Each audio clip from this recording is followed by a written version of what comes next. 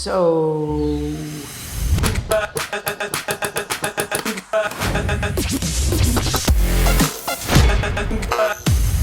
Welcome. We'll get to the APAI GENIE in a second, but first, if you're new here, if you can click that button right there, that'd be awesome. And if this is helpful at all to you guys, press that one right there. Sweet. Links are always in the description, plus a surprise link. So the APAI GENIE. I'm assuming that if you're here watching this right now, you probably saw an ad for this on Instagram or Facebook or something like that, and you thought, hey, that looks pretty sweet. And maybe you're just looking for some honest feedback before you click purchase.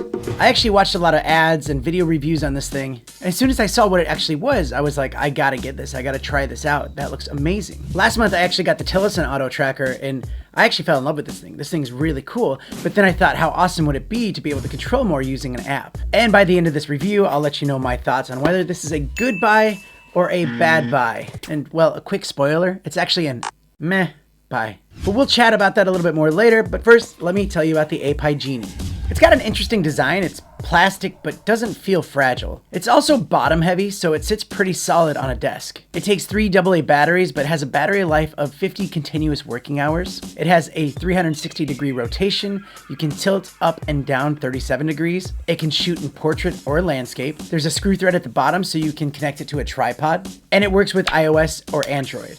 And all you have to do is download the app, and everything really works in the app. So let's dive into the app. First off, the design of this app feels really old for some reason. You can choose between camera mode or live feature mode, which basically allows you to use the tracking function on any other platforms. And I have tried on some and they seem to work, but I haven't tried on all of them, so who knows. Going into camera mode, you can use facial tracking or object tracking. Facial tracking basically detects your face and then it follows it. With object tracking, you can double tap on an object and it would follow that around. They have some funny and creative elements, although it feels a bit Snapchat circa 2016. But it does work. It's kind of cute.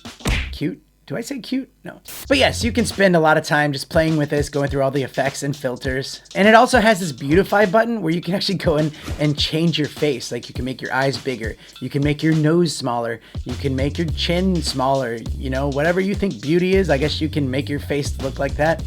But guess what? I think your face looks beautiful as it is. Aww. So the question is, who is this for?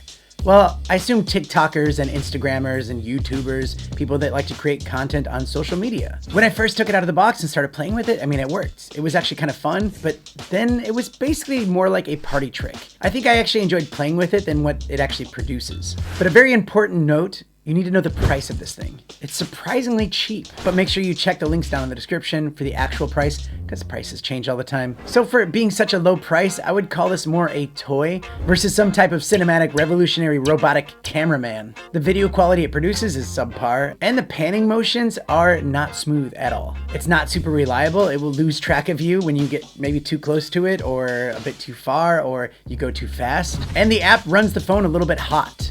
And if you combine that with a warm day outside, it will actually make your footage look choppy. So really the hardware works, it's just the app. And the last time they updated it was 5 months ago from publishing this video. Okay, so having played around with it and looked at the footage, do I recommend it? Just meh. It's a fun little cheap toy that can be beneficial in some circumstances. More so for those quick clips for Instagram and TikTok, but that's about it. I would actually recommend the Tillotson Auto Tracker instead. I reviewed this one last month and I find it just so much more reliable and so much better for tracking. I actually imagine most of their sales come from drunken late night Instagram ads. And hey, no judgments here. I actually have a few things that I'm not proud of that I bought on Instagram one late night. But again, thank you so much for watching. Check out my Tech is Hard podcast, a weekly podcast where we talk about tech gear and being YouTubers and all that cool stuff. And check out my music channel where I sing some cover songs. And you know what? Here is the review of that Tillotson Auto Tracker. It's right there. You can click it and watch it. All right. Hope to see you guys in the next one.